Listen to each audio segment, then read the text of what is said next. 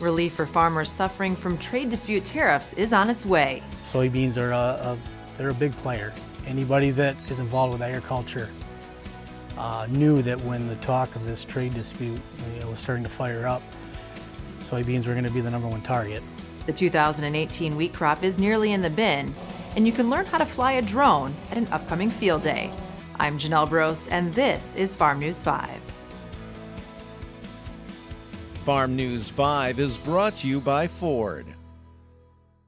Relief may be in sight for farmers suffering through the United States trade war with China. The United States Department of Agriculture announced earlier this week nearly $12 billion will be available to help farmers hit hardest by the retaliatory tariffs. Ag Secretary Sonny Perdue says the relief package is a short-term solution that will give President Trump time to work on a long-term trade policy. While this announcement is a glimmer of hope for soybean farmers, it doesn't change the need for a complete resolution to the ongoing trade disputes. We do look forward to continued discussions because we want access as American farmers and Michigan farmers to fair and free trade. We see tariffs as a trade barrier to both us and other countries. We'd like to see additional markets opened for us to trade with as opposed to reducing the number that we have access to, specifically when looking at China and them being in the top 3 trade partners of the United States from an agricultural standpoint. So the sooner we can find a resolution to these trade discussions and eliminate these tariffs, but make sure that we're all operating on a level playing field, ensuring that everyone's applying the same practices and ensuring that they're meeting the same standards is really important. I know last year there was a little over 2 million acres planted in the state, just shy of 96.5 million bushel. Of those bushels, 87% leave the state, 13% get processed here. From an economic standpoint, I believe soybeans contribute just shy of $1.9 billion to the state's economy, with right around 14,000 jobs. Those are big numbers. Much is still unknown about the relief package, but the USDA says it will be financed through the Commodity Credit Corporation and will not require congressional approval.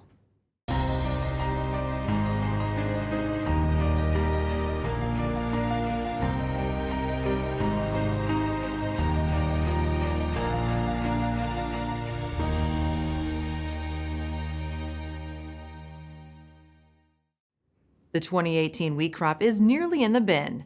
USDA's National Ag Statistics Service had wheat harvest pegged at 70% complete last week. This growing season started out positively with some of the cleanest wheat the state has ever seen.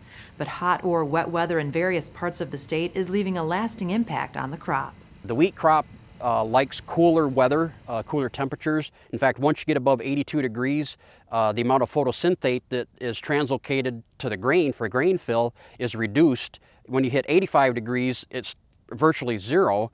And then as the temperature gets up to 90 or higher than 90, basically the crop shuts down all the energy that it has. In fact, it uses energy that it has stored for translocation of water from the roots through the stomates of the leaves to keep the plant cool. Now, in some parts of the state, it was exacerbated because of the dry soil conditions, particularly up in the Saginaw Valley and the thumb area of the state. They've had parts of their region on the drought monitor for quite some time, and those areas really took a hit worse than other parts of the state. But it's kind of a tale of two stories there with that weather, because in the southern tier counties of the state, they had excessive rainfall in May and early June, and to the point where they actually had some disease develop as a result, some head scab disease. In terms of crop yield, we're probably close to average, or maybe just a hair below where we have been the last 3 or 4 years in terms of crop yield, but it really varies depending on where you are in the state. The central part of the state, we are at or above average. In fact, we had 6 yield trial locations in the state. The Clinton County location yielded the highest, with the overall average above 90 bushels, about 95 bushel per acre yield. That was our best site that we had altogether. Typically the thumb area is where we see those highest yields, but our overall global average of all of our yield trials across all locations was right at 80 bushel per acre yield, which is, I think that's probably going to be a pretty close estimate of what I think our state yield will be when USDA has that number computed. Michigan State University's Yield Trials report is available online at varietytrials.msu.edu/wheat. The Michigan Soybean Promotion Committee is devoted to investing soybean farmer checkoff dollars to address grower concerns. We focus our efforts on production research, market development, and outreach. Learn more at michigansoybean.org. Learn how drones can be put to use on your farm by attending the first ever Tri-State Unmanned Aerial Vehicles Field Day. MSU Extension, Purdue Extension, and Ohio State University are teaming up to host the workshop on August 27th in Montpelier, Ohio. The field day sessions will demonstrate how drones can help farmers identify where they can modify management practices to improve both their economic and environmental performance. The cost to attend is $20 and registration is required by August 22nd.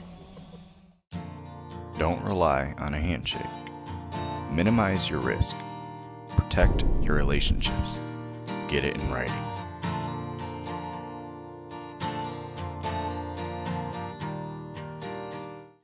For more news and video, visit MichiganFarmNews.com and the Michigan Farm Bureau channel on YouTube. With Farm News 5, I'm Janelle Brose. Have a great week of farming.